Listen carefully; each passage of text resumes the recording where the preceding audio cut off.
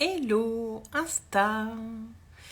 Bonsoir à tous. Si vous êtes de la team replay, n'hésitez pas à commenter ce live pour me dire que vous êtes passé par là, à me mettre un petit cœur ou à venir me voir en DM, en message privé. J'espère que vous allez bien, que vous avez passé une belle journée. C'est le live 338 sur 365. Coucou Caro, bienvenue sur ce live. Bonsoir. Je t'ai envoyé un message privé sur Facebook, Caro, pour info. Ce soir, je vais vous parler de ces gens qui nous agacent un petit peu parce qu'ils ne fonctionnent pas comme nous et de lâcher prise et de lâcher le contrôle. J'étais avec une amie cet après-midi et on parlait de travailler en équipe. On parlait d'être dans une équipe où les uns et les autres fonctionnent différemment et aussi de la notion de leadership. Et j'ai Caro, mon Dieu, beau sujet, j'adore. Formidable, Caro, tu es au bon endroit. Alors, je vais pas faire un live trop long quand même. Je vais essayer parce que je me lève tôt demain et je vais être en forme pour mon intervention en entreprise demain toute la journée. Je vous parle de ça parce que donc elle travaille en équipe avec des gens qui sont très différents d'elle et qu'elle aime beaucoup au demeurant, mais pour autant qui ne fonctionnent pas comme elle. Et j'ai envie de dire, c'est ça qui est beau, parce que l'idée c'est qu'on ne fonctionne pas tous sur le même modèle. C'est ça qui fait la richesse de l'être humain, mais c'est vrai que par moments ça peut être difficile.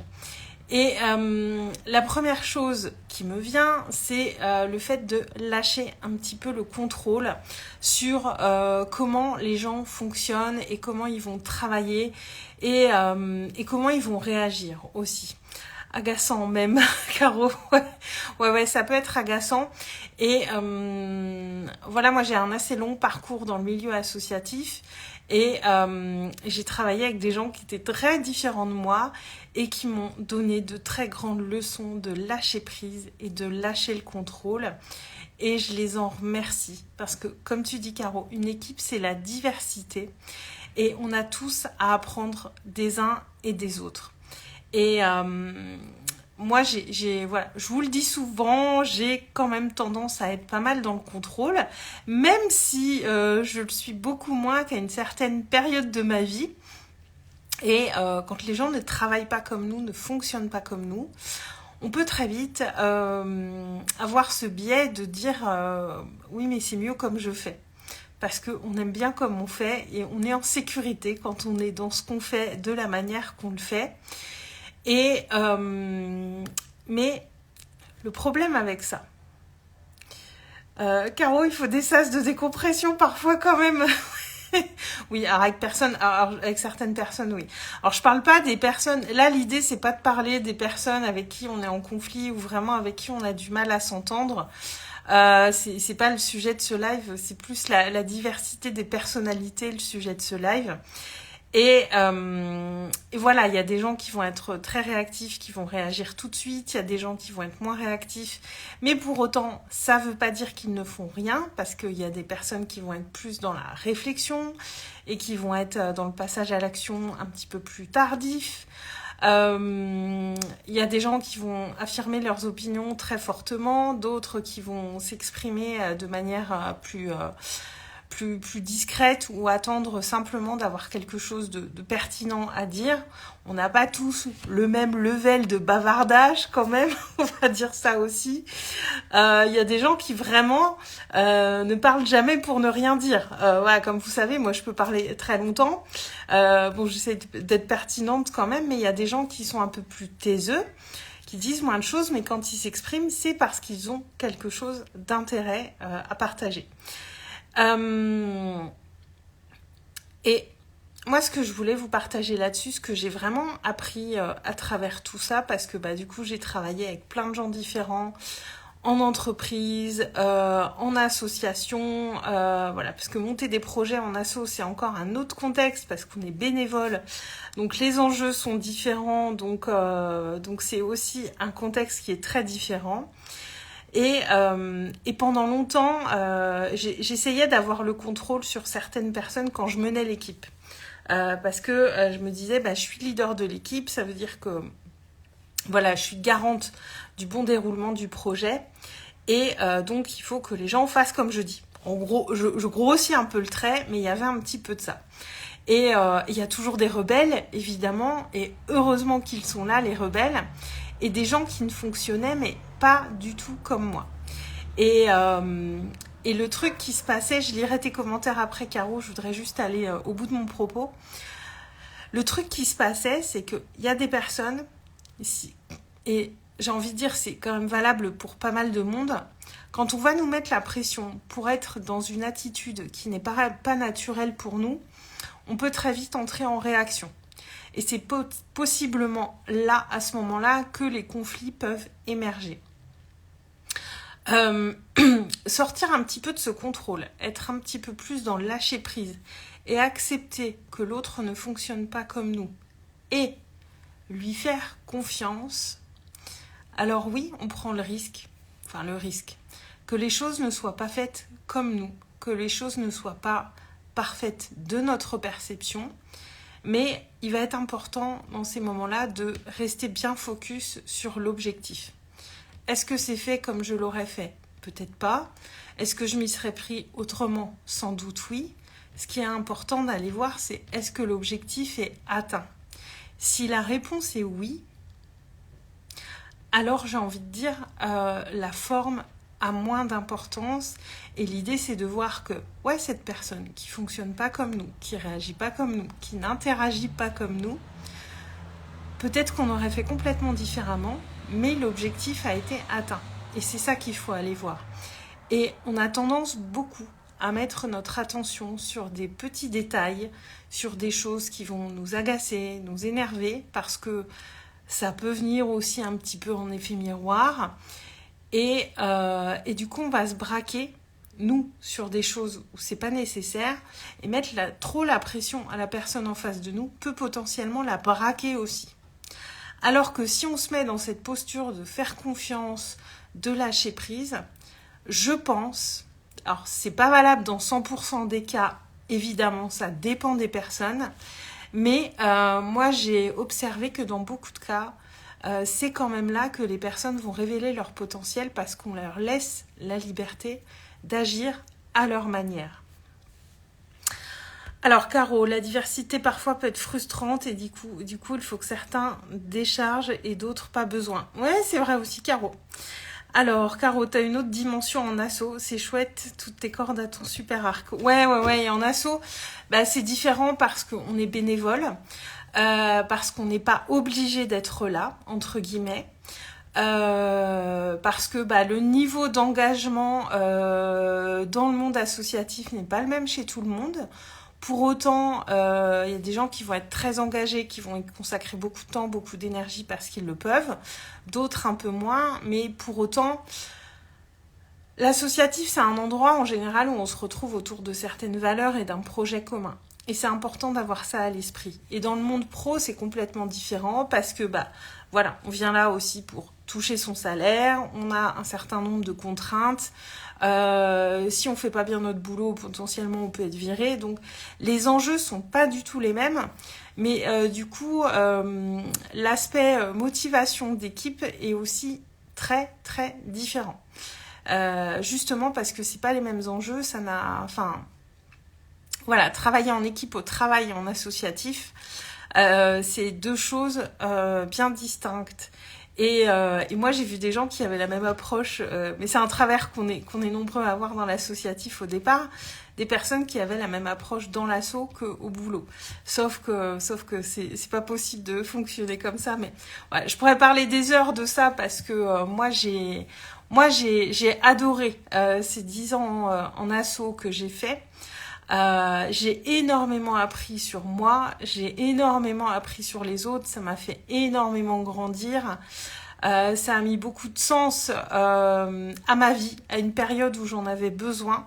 Donc j'ai vraiment beaucoup de gratitude pour toute cette période parce que c'était vraiment passionnant, riche d'apprentissage et j'ai vraiment je suis montée vraiment en compétence grâce au monde associatif. Et ça m'a appris aussi beaucoup plus à accepter les autres. À accepter les autres dans leur diversité, parce qu'à l'époque, quand j'ai commencé, j'avais assez peu travaillé en équipe. J'étais à un poste assez solitaire, concrètement. Et donc, j'avais moins cette approche-là du travail en équipe. Et j'ai vraiment appris ça et appris à mettre en valeur les qualités de chacun, les compétences de chacun, de les emmener vers leurs appétences pour qu'ils donnent le meilleur d'eux-mêmes. Et c'est cet aspect-là, on le sous-estime un petit peu, je pense. Et ça, c'est valable en entreprise aussi. Le fait de mettre la pression aux gens, de leur dire comment ils doivent faire les choses, à quel moment, avec qui, etc., etc. Pour certaines personnes, ça va vraiment leur poser des barrières qui vont les enfermer. Et c'est comme ça que, voilà, ils vont se braquer et que ça peut créer du conflit. Alors que si on leur laisse toute leur liberté d'agir, ils peuvent vraiment nous amener des bonnes surprises. Et ça demande un grand lâcher-prise. C'est pas facile. Moi, j'ai appris ça un petit peu dans la douleur, je vous cache pas, parce que vraiment, j'étais très très contrôlante. Le lâcher-prise, c'est pas un truc qui faisait partie trop de mon vocabulaire et de mon mode de fonctionnement. Mais qu'est-ce que ça m'a fait du bien? Parce que ce qui compte, c'est le résultat. Caro, me décris-tu? Caro, tu es la rebelle dans un groupe, Caro? mais les rebelles sont... Mais tout le monde a sa place dans... Caro, je supporte pas les mises en boîte bien mesurées. Ouais, et moi j'avais tendance à être beaucoup trop comme ça. Et avec le recul, je comprends pourquoi. C'est parce que moi, j'étais pas connectée avec ma créativité. Je doutais énormément de ma créativité. Et pour me rassurer, j'avais besoin de mettre énormément de cadres dans ce que je faisais. Et ces esprits plus créatifs avec qui j'œuvrais, étaient un peu plus dans l'improvisation, c'était beaucoup moins cadré. Et ça venait en résonance, en fait, avec moi, le fait que j'étais pas connectée à ma créativité. Et du coup, ça générait énormément de frustration chez moi. Et du coup, ça m'amenait un petit peu à vouloir enfermer l'autre. Et à partir du moment où j'ai un petit peu changé mon prisme, parce que ça devenait nécessaire, parce que je n'aime pas les conflits, et j'arrivais à un endroit où parfois je créais un peu des conflits, ça m'a vraiment obligée à changer mon fusil d'épaule, et c'est là que j'ai eu des vraies bonnes surprises. Caro, carrément, je suis le fou du roi selon une formatrice. Alors, en formation, tu dois être ce qu'on appelle un bloqueur. Moi, j'aime beaucoup les bloqueurs en formation. J'ouvre la vision des personnes qui restent dans leur petite case. Ouais, mais on a besoin de gens comme ça, on a besoin de toutes les personnalités. Et du coup, je rebondis un petit peu sur la formation parce que les gens comme toi qui viennent un petit peu semer la zizanie, en formation, on appelle ça les bloqueurs. Alors, les bloqueurs, c'est les gens qui vont bavarder pendant la formation, qui vont donner leur avis sur tout, qui vont être dans l'opposition ou alors qui n'en ont rien à faire d'être là. Enfin, tous ces gens qui ne sont pas... des élèves bien élevés, on va dire, entre parenthèses. Mais moi, voilà, j'ai aussi... j'ai une grande expérience de formatrice aussi. Et moi, j'adore les bloqueurs parce que c'est les bloqueurs qui vont poser les questions intéressantes, les questions pertinentes. Moi, j'aime beaucoup parce qu'ils ils me sortent aussi de ma zone de confort. Parce que moi, des fois, je suis allée animer des formations que je connaissais sur le bout des doigts parce que je les avais animées une dizaine de fois. Et il y avait quelqu'un qui venait me poser une question qu'on m'avait jamais posée. Et ça m'obligeait à revoir mon prisme. Et les gens qui sont différents de nous, qui fonctionnent différemment de nous, ils nous font vraiment évoluer. Ils nous font vraiment avancer. Ils nous font sortir de nos cases intérieures. Parce qu'on a aussi tous nos petites cases intérieures quand même. Même si toi, Caro, tu aimes sortir des petites cases, on a tous quand même, dans certains domaines en tout cas, nos petites cases intérieures. Et et les gens qui nous font sortir de nos cases nous font beaucoup grandir. Et c'est ça que je voulais vous partager. Alors, Caro, je sème pas la zizanie en mode formation car je respecte. Oui, quand je dis ça, j'exagère. Moi, personnellement, j'ai jamais eu de vrais gens qui se mettent la zizanie en formation. Et je pense que ça, c'est large. Bon, je vais pas vous faire un débat sur la posture en formation, mais je pense que c'est largement lié à notre posture et aussi à comment on accueille ça. Parce que quelqu'un qui est un petit peu désinvolte en formation, si on est dans l'agacement, il va le percevoir et il va un petit peu amplifier son attitude parce que c'est des gens qui aiment bien provoquer un petit peu en général. Tandis que si on accorde de l'attention et que si on leur donne un espace pour s'exprimer, eh bien, ça va changer aussi leur attitude à eux parce qu'il y a cette ouverture. Et j'en reviens là, c'est la même chose que l'ouverture du cœur. En fait, c'est l'ouverture à l'autre, c'est l'ouverture à ce qui est présent, en fait. Et ça change tout. Et moi, personnellement, j'ai animé... j'ai bien animé 2000 heures de formation, je pense. J'ai jamais eu de personnes qui m'ont réellement... foutu la zizanie dans mes formations. Jamais. J'ai jamais eu de vrais gros problèmes. Parce que j'étais dans cette ouverture de cœur, dans cette ouverture à l'autre. Alors, Caro, et dans l'équipe, j'ai besoin de liberté et de pouvoir toucher à plus que ce à quoi on me destine. Ouais. Peut-être que t'étais un petit peu enfermée aussi dans ce que c'était, Caro, parce que après, si on veut toujours aller au-delà et tout ça, c'est peut-être aussi qu'on n'est pas à notre juste place. Après, c'est d'autres questionnements. Mais voilà, je voulais vraiment vous amener ça ce soir parce que c'était intéressant cette discussion que j'ai eue avec mon amie cet après-midi et parce que pour les coups, dans son équipe, elle est entourée de gens qu'elle aime et ça n'empêche que voilà, c'est pas une question d'apprécier ou de pas apprécier les gens, c'est surtout une question de les accueillir avec leurs différences et aussi de faire accepter nous nos différences.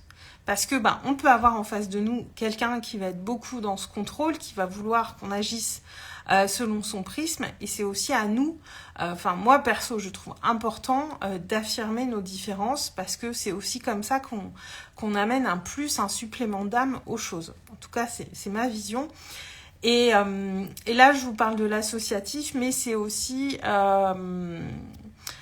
vraiment quelque chose que j'ai fait dans le milieu pro. Parce que moi, suite à mon burn-out, donc après j'ai retravaillé en tant que salariée, et après le burn-out, je me suis fait la promesse à moi de plus jamais mettre sous couvert ce qui allait à l'encontre de mes valeurs. Et c'est pas facile parce que ça demande parfois d'aller au front sur certaines choses, d'exprimer ses désaccords, d'expliquer pourquoi aussi. L'idée c'est pas d'être comme un enfant ronchon qui dit juste qu'il a pas envie, c'est d'exprimer le pourquoi. Et ça fait peur au début quand on n'est pas habitué à le faire. J'étais pas sereine au départ quand je faisais ça. Et en fait, moi en général, ça a été très très bien accueilli. À partir du moment où on a de bonnes raisons de penser ce qu'on pense et qu'on les partage et qu'on les exprime. Et cette promesse que je m'étais faite à moi, elle n'a pas toujours été facile à tenir, mais je l'ai tenue parce que c'était trop important pour moi, parce que c'est aussi beaucoup le manque de sens qui m'a menée au burn-out, le manque de sens est en lien direct avec nos valeurs, et je ne pouvais plus déroger à ça. Mes valeurs, mes convictions sont extrêmement précieuses à mes yeux. Parce que c'est aussi ce qui me fait moi, c'est aussi ce qui est mon équilibre intérieur et je n'agis plus, je ne fais pas de choses qui ne sont pas en accord avec mes valeurs et mes convictions et les gens nous reconnaissent vraiment quand on fait ça et c'est pas facile au départ, Caro, je te confirme, c'est compliqué au départ. En plus, moi je vous l'ai dit juste avant, je déteste le conflit, vraiment. Moi, je suis ascendant balance, donc je cherche l'équilibre dans tout. Je déteste le conflit. Donc, pour moi, c'était vraiment intérieurement... J'ai vécu des moments qui étaient pas évidents, mais c'était trop important pour moi. Nos valeurs... c'est important d'agir au maximum envers nos valeurs. Vraiment. Moi, je l'ai vu avec le recul, au-delà du fait que ça n'allait plus au travail, que ça me plaisait plus et tout ça. Il y avait des dissonances de valeurs sur certaines choses. Et c'est surtout ça qui a contribué à mon mal-être. Et c'est vraiment... Et cette promesse, cette promesse à moi, c'est un engagement vraiment envers moi. Elle n'est pas toujours facile à tenir parce que ça implique plein de choses, notamment sur le plan relationnel. Mais c'est trop important pour moi. Et être soi, c'est aussi être droit dans ses valeurs, être droit dans ses convictions et ne pas y déroger. Voilà, en tout cas, c'est ma perception. Caro, oui, bon, ma dépression vient aussi du fait qu'on a voulu me forcer à rester dans la boîte que je suis, genre le petit fou qui sort des boîtes sur un ressort. Ouais, on t'a mis dans une boîte, hein. Caro, t'as une force énorme. Tu sais, cette force, elle vient aussi de tout ce que j'ai vécu, de tout ce que j'ai traversé. Et si on veut pas repasser par des étapes qu'on a vécues, dont on connaît la cause, c'est de l'engagement envers soi. Et je vous parle souvent d'engagement. C'est vrai que moi, l'engagement est une valeur très importante pour moi. Peut-être un peu trop, parfois. De là-haut. Je cherchais dans ma mémoire, Caro, je cherchais les bons mots. Et l'engagement, c'est quelque chose de très important pour moi. C'est une de mes valeurs très hautes, l'engagement. Et je pense que les engagements les plus forts qu'on a, c'est les engagements envers nous-mêmes. Et moi, je me suis vraiment fait cette promesse de ne plus me taire, de plus mettre un mouchoir sur les choses avec lesquelles je suis pas d'accord, de ne plus me soumettre à des choses qui ne me conviennent pas. Ouais, ça demande de la force, ça demande une dose de courage par moment. Intérieurement, c'est pas toujours facile d'exprimer ça. Mais par contre, moi, j'ai très souvent été surprise à quel point c'est bien reçu par les autres. Parce que quand on exprime ça, on est dans cet alignement avec nous-mêmes. Et notre vibration, elle bouge quand c'est comme ça. Et les gens le perçoivent. Et moi, avec mon ex-patron, je suis allée au front des fois, mais je faisais clairement pas la maline. Mais c'était trop important pour moi. Et je pense qu'aujourd'hui, dans le milieu professionnel, on recherche aussi des gens qui sont capables de s'affirmer, capables de partager leurs valeurs, de partager ce qui est juste pour eux. Et il faut que ce soit constructif, hein. L'idée, je reprécise, j'allais pas au front en disant non, je veux pas faire ça, et en faisant, entre guillemets, ma tête de con. J'y allais avec des arguments constructifs, en disant pourquoi je pensais ce que je pensais. Je venais en étant force de proposition aussi. L'idée, c'est pas d'être dans une réaction, entre guillemets, bête et méchante.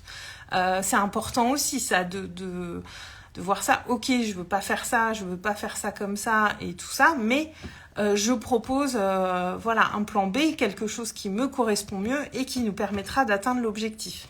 Je reviens à ce que je vous disais au début, il y a un objectif commun et c'est important, quand dans un projet dans une entreprise, il y a un objectif, donc l'idée c'est d'aller vers cet objectif.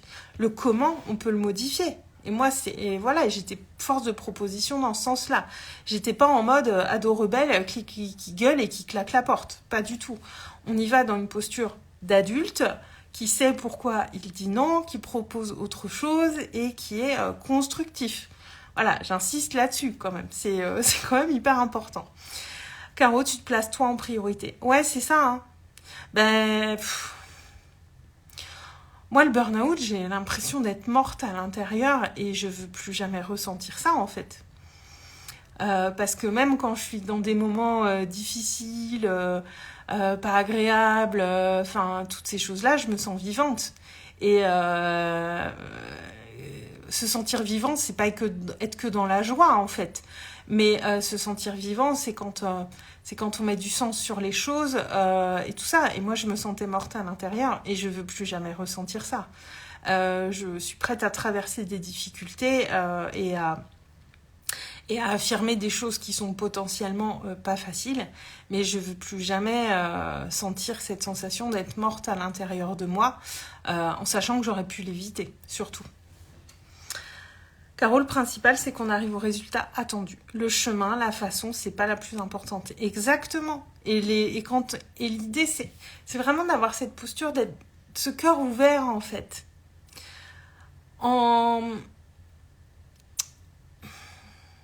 Moi, j'y allais toujours aussi en me disant que les gens sont capables de comprendre. Parce qu'on a beaucoup tendance à sous-estimer les autres aussi.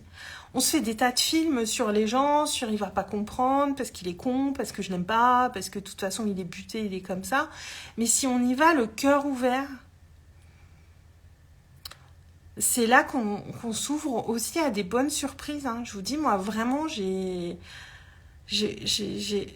rarement eu des réactions vraiment négatives quand j'étais dans cette force de proposition et avec le cœur ouvert. Caro, j'ai découvert un jeu, le Connecto, avec mon fils, c'est génial, car chacun commence où il veut, mais on a tous le même dessin sur sa carte à la fin. Ouais, et chacun fait à sa manière. C'est trop bien ça, le Connecto, voilà, notez-le si vous voulez faire un jeu avec vos enfants, ou entre adultes, hein, t'as l'air de trouver ça cool aussi, Caro, et voilà, où chacun commence où il a envie, et l'objectif, c'est de faire le dessin. Et je trouve ça très, très chouette.